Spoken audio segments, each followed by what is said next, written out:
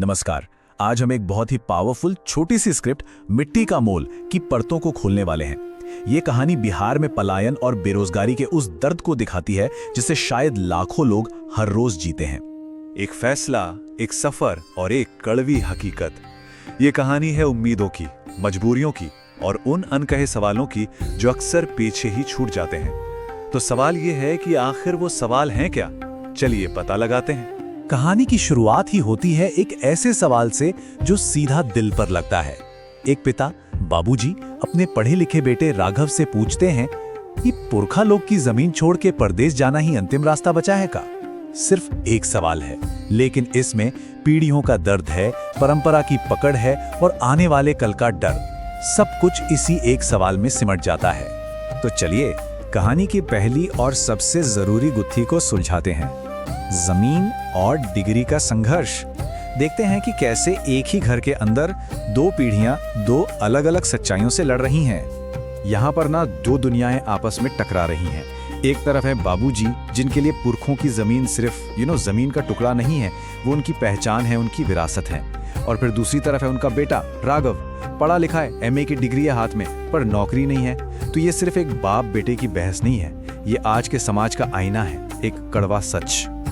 और फिर आता है वो पल जब राघव एक ऐसी बात कहता है जो शायद हर कोई सुनना नहीं चाहता, पर सच है। वो कहता है, घर का चूल्हा मिट्टी से नहीं पैसे से जलता है।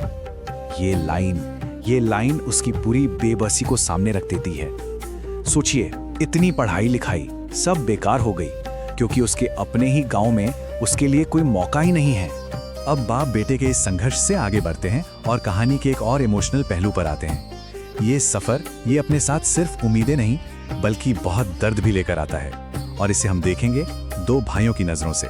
जब राघव अपने छोटे भाई मुन्ना से बात करता है ना, तो उसका एक बिल्कुल अलग रूप सामने आता है।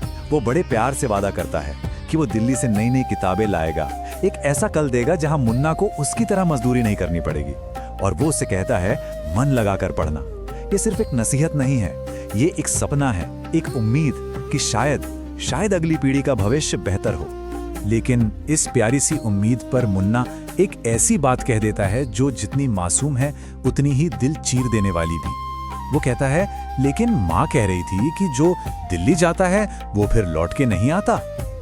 सोचिए, ये सिर्फ एक बच्चे के शब्द नहीं है, ये उस पूरे समाज का डर है जिसने देखा है कि जो एक बार जाता है वो बस चला ही जाता है। और इस मासूम से सवाल का राघव के पास कोई जवाब नहीं होता। वो खामोश हो जाता है। उसकी वो चुप्पी और दूर दूर तक जाती वो रेल की पटरियां बिना कुछ कहे ही सब कुछ बयां कर देती हैं। उसके कंधों का बोझ और वो अनजाना रास्ता जिस पर चलने के अलावा उसके पास कोई चारा नहीं है। चलिए अब कहानी के साथ हम भी रेलवे स्टेशन पहुंचते हैं। और ये स्टेशन सिर्फ एक स्टेशन नहीं है, ये एक आईना है। एक ऐसा आईना जो बेरोजगारी और सिस्टम की नाकामियों को साफ साफ दिखाता है।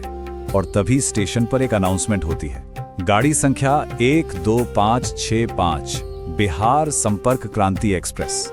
सुनने में तो ये सिर्फ एक ट्रेन का नंबर है, पर असल में ये वो गाड़ी है जो रोज हजारों राघव जैसे नौजवानों को, उनके सपनों और उनकी मजबूरियों को उनकी मिट्टी से बहुत दूर ले जाती है। और यही ट्रेन का इंतजार करते हुए राघव के दिमाग में एक बहुत बड़ी सच्चाई कौंधती है, सिस्टम का दोहरापन। कि कैसे चुनाव के टाइम पर यही लोग नागरिक होते हैं जिनके एक एक वोट की कीमत होती है, और जैसे ही चुनाव खत्म और काम ढूंढने की बारी आती है तो यही नागरिक सिर्फ एक मजदूर बनकर रह जाता है। नागरिक से मजदूर बनने का ये सफर कितना छोटा है ना।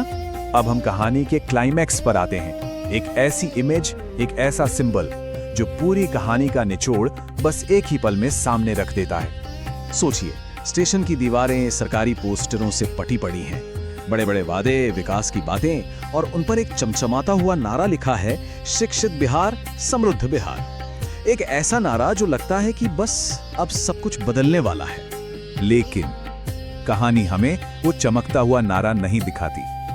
कहानी का फोकस जाता है एक छोटी सी डिटेल पर।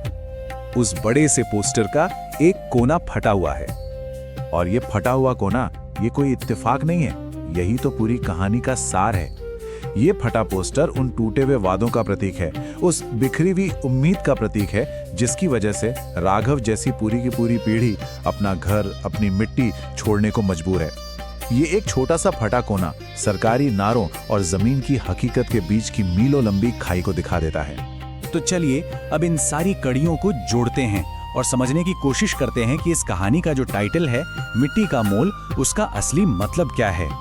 देखिए, इस एक छोटी सी कहानी ने हमें कितने बड़े बड़े मुद्दों से रूबरू करवाया है।